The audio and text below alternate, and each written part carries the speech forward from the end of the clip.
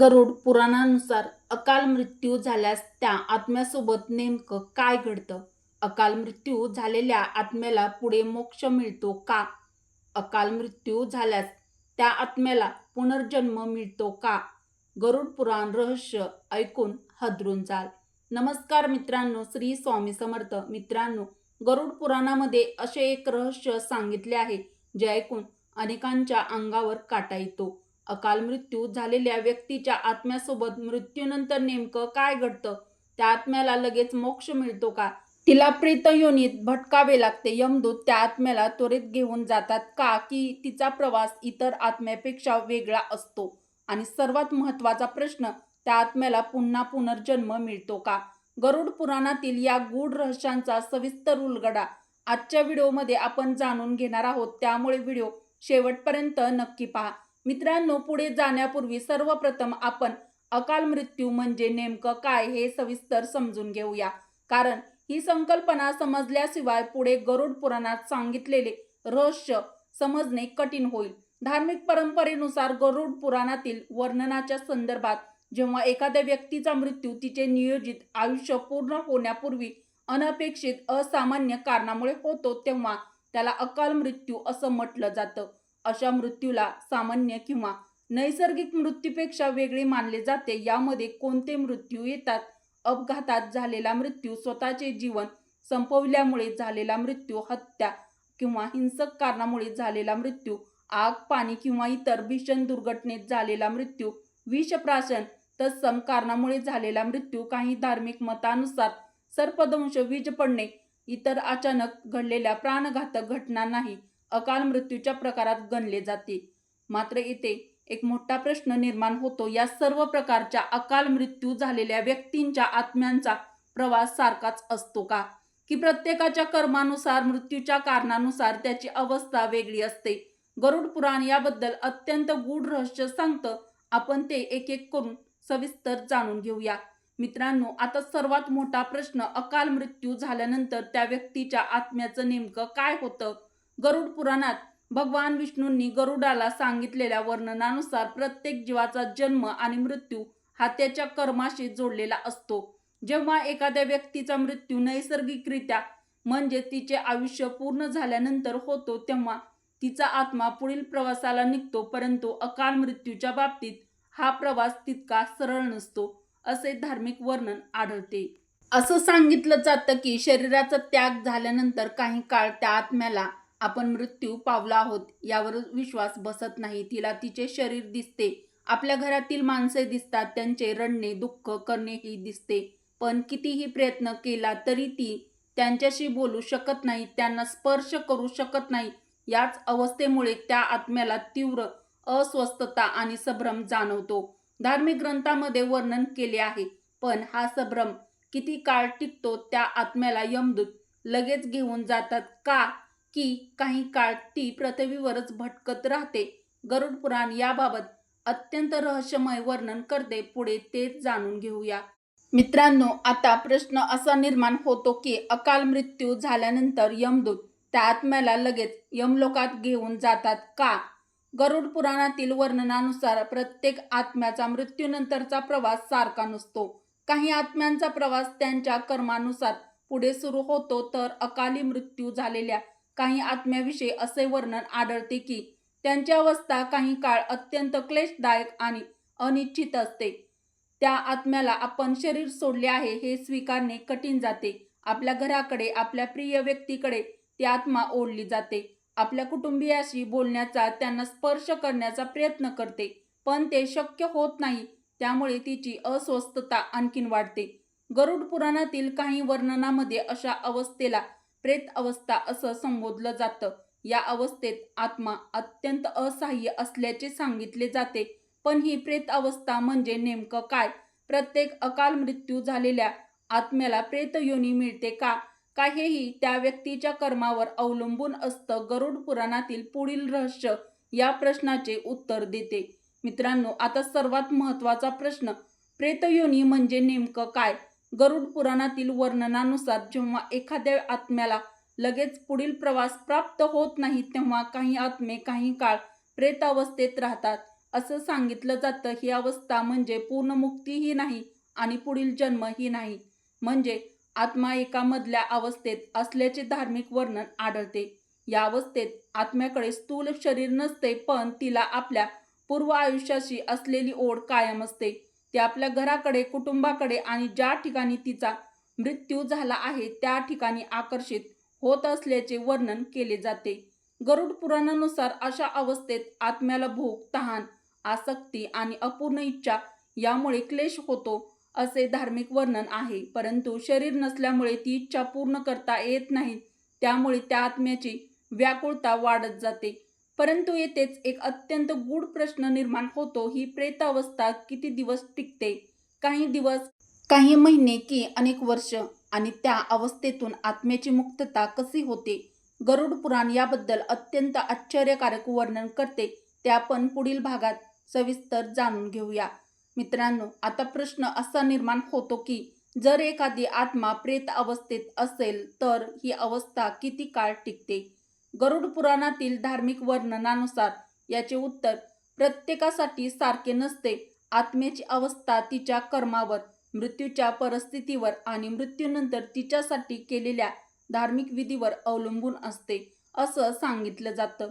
याच कारणामुळे आपल्या सनातन धर्मामध्ये अंत्यसंस्कार 10वा, 13वा, पिंडदान, तर्पण आणि श्राद्ध यांना विशेष महत्त्व दिलं गेलं आहे.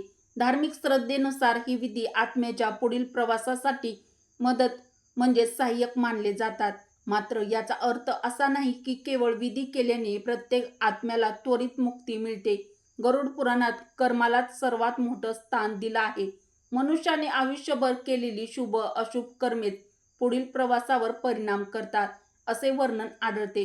मग सर्वात मोठा प्रश्न असा आहे की अकाल मृत्यू झालेल्या व्यक्तीच्या आत्म्याला अखेरीस मोक्ष मिळतो का, की तिला पुन्हा पुनर्जन्म घ्यावा लागतो? गरुड पुराणातील पुढील रहस्य याच प्रश्नाचे उत्तर देते. मित्रांनो, आता एक अत्यंत गूढ प्रश्न निर्माण होतो. अकाल मृत्यू झालेल्या आत्म्याला देखील वैतरणी नदी पार करावी लागते का? गरुड पुराणातील वर्णनानुसार मृत्यूनंतर आत्म्याला पुढील प्रवासात अनेक टप्प्यामधून जावे लागते. त्यापैकी सर्वात भयावह मानला जाणारा टप्पा म्हणजे वैतरणी नदी. धार्मिक वर्णनानुसार ही साधी नदी नसून पापी जीवांसाठी अत्यंत क्लेशदायक मानली जाते. या नदीत रक्त, दुर्गंधीयुक्त पाणी, चिखल आणि अनेक भयावह जीव असल्याचे वर्णन आढळते. त्यामुळे ही नदी पार करणे अत्यंत कठीण मानलं जातं. गरुड पुराणात असंही सांगितलं जातं की ज्यांनी आयुष्यात सत्कर्म केले, दानधर्म केला आणि विशेषतः गोदानासारखी पुण्यकर्मे केली त्यांना या प्रवासात सहाय्य मिळते, अशी धार्मिक मान्यता आहे. मात्र येथेच एक मोठे रहस्य आहे. अकाल मृत्यू झालेल्या प्रत्येक आत्म्यालाही हा प्रवास करावा लागतो का, की तिच्या कर्मानुसार मार्ग बदलतो? आणि वैतरणी नदी पार केल्यानंतर त्या आत्म्याला थेट यमराजाच्या दरबारात नेले जाते का? गरुड पुराण याबद्दल पुढे अत्यंत रोचक वर्णन करते. ते आपण सविस्तर जाणून घेऊया. वैतरणी नदीचा प्रवास पूर्ण झाल्यानंतर पुढे काय होते? त्या आत्म्याला थेट यमराजाच्या दरबारात नेले जाते का? गरुड पुराणातील वर्णनानुसार प्रत्येक जीवाच्या कर्माचा अंतिम विचार यमराजाच्या अधीन केला जातो. यमराजांना न्यायाचे देवता मानले जाते. ते कोणावरही अन्याय करत नाहीत आणि कोणावरही पक्षपात करत नाहीत. प्रत्येक जीवाला त्याच्या कर्मानुसारच फळ मिळते, असे गरुड पुराण सांगते. याच ठिकाणी चित्रगुप्ताचा उल्लेखही येतो. धार्मिक मान्यतेनुसार चित्रगुप्त प्रत्येक जीवाच्या आयुष्यातील शुभ आणि अशुभ कर्माचा लेखाजोखा ठेवतात. मनुष्याने केलेले दान, धर्म, सेवा, सत्य तसेच पाप, अन्याय आणि इतर कर्मे याचा विचार केला जातो. मात्र अकाल मृत्यू झालेल्या व्यक्तीच्या बाबतीत हा न्याय कसा केला जातो? तिच्या अकाली मृत्यूमुळे तिच्या कर्माच्या फळात काही बदल होतो का, की तिचे अपूर्ण आयुष्य आणि तिची कर्मे या दोन्हीचा एकत्रित विचार केला जातो? गरुड पुराणातील वर्णनानुसार आत्म्याचा अंतिम निर्णय केवळ मृत्यू कसा झाला यावर होत नाही, तर त्या व्यक्तीच्या संपूर्ण कर्मावर अवलंबून असतो. पण या निर्णयानंतर त्या आत्म्याला नेमके कुठे पाठवले जाते? तिला मोक्ष मिळतो, पितृलोक मिळतो, की पुन्हा जन्म घ्यावा लागतो? गरुड पुराणातील सर्वात मोठे रहस्य आता आपण पुढील भागामध्ये उलगडणार आहोत. मित्रांनो, आता सर्वात मोठा प्रश्न, अकाल मृत्यू झालेल्या व्यक्तीच्या आत्म्याला मोक्ष मिळतो का, की तिला पुन्हा पुनर्जन्म घ्यावा लागतो? गरुड पुराणातील वर्णनानुसार कोणत्याही आत्म्याचा अंतिम निर्णय केवळ तिचा मृत्यू कसा झाला यावर होत नाही, तर त्या व्यक्तीने संपूर्ण आयुष्यात केलेली कर्मे, तिचे पुण्य, तिची पापे आणि धर्माचरण याचा विचार करूनच पुढील गती निश्चित होते, असं सांगितलं जातं. याच कारणामुळे गरुड पुराण कर्माला सर्वोच्च स्थान देते. मनुष्याने आयुष्यभर केलेले प्रत्येक चांगले किंवा वाईट कर्म त्या मृत्यूनंतरच्या प्रवासावर परिणाम करते, असे धार्मिक वर्णन आढळते. काही आत्म्यांना त्यांच्या कर्मानुसार विविध लोकांची प्राप्ती होते, तर काहींना पुन्हा मनुष्य योनी किंवा इतर योनीमध्ये जन्म घ्यावा लागतो. मोक्षाची प्राप्ती ही अत्यंत दुर्मिळ आणि उच्च आध्यात्मिक अवस्था मानली गेली आहे. त्यामुळे केवळ मृत्यूच्या प्रकारावरून कोणालाही मोक्ष मिळतो किंवा मिळत नाही असा निष्कर्ष गरुड पुराण काढत नाही. मात्र येथे शेवटचे आणि सर्वात गूढ रहस्य समोर येते.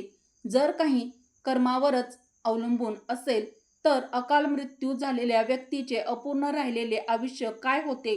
त्या आत्म्याला उर्वरित आयुष्य भोगावे लागते का, की पुढील जन्मात त्याचा काही परिणाम होतो? गरुड पुराणातील या रहस्याचा उलगडा करूनच आपण आजचा व्हिडिओ संपवणार आहोत. मित्रांनो, आता शेवटचा आणि सर्वात महत्त्वाचा प्रश्न, या संपूर्ण वर्णनातून गरुड पुराण आपल्याला नेमका कोणता संदेश देते? गरुड पुराणातील वर्णनांचा उद्देश माणसामध्ये भीती निर्माण करणे हा नाही, उलट प्रत्येक मनुष्याने आपले जीवन धर्म, सत्य, दया आणि सत्कर्माच्या मार्गाने जगावे हा त्यामागील मुख्य संदेश आहे. या ग्रंथात वारंवार कर्माचे महत्त्व सांगितले आहे, कारण मनुष्याचा मृत्यू कधी, कुठे आणि कसा येईल हे कोणालाही माहीत नसते. पण जिवंत असताना केलेली कर्मे मात्र प्रत्येकाच्या हातात असतात. म्हणूनच प्रत्येक क्षण आपल्या चांगल्या कर्मासाठी, इतरांच्या मदतीसाठी आणि ईश्वर स्मरणासाठी करावा, असा उपदेश या ग्रंथातून केला जातो. याच कारणामुळे आपल्या सनातन धर्मात दान, जप, तप, सेवा, सत्य, सदाचार यांना इतके मोठे स्थान दिले गेले आहे. कारण शेवटी मनुष्याबरोबर त्याची संपत्ती, मान, सन्मान किंवा पद जात नाही. त्याच्याबरोबर जातात ती फक्त त्याची चांगली कर्मे. कितीही कठीण प्रसंग आला तरी जीवनाचा त्याग हा उपाय नाही. धार्मिक ग्रंथ जीवनाचे महत्त्व आणि सत्कर्माचा मार्ग स्वीकारण्याचा संदेश देतात. मित्रांनो, जर हा व्हिडिओ तुम्हाला माहितीपूर्ण वाटला असेल तर आपल्या मित्रपरिवारासोबत हा व्हिडिओ जास्तीत जास्त शेअर नक्की करा. अशाच गरुड पुराणातील गूढ रहस्यांची माहिती जाणून घेण्यासाठी मराठी मंगल या आपल्या चॅनलला सबस्क्राईब करा. व्हिडिओ शेवटपर्यंत पाहिल्याबद्दल तुम्हा सर्वांचे मनापासून धन्यवाद. जय श्री हरी, श्री स्वामी समर्थ, जय श्री कृष्ण, जय माता लक्ष्मी. धन्यवाद.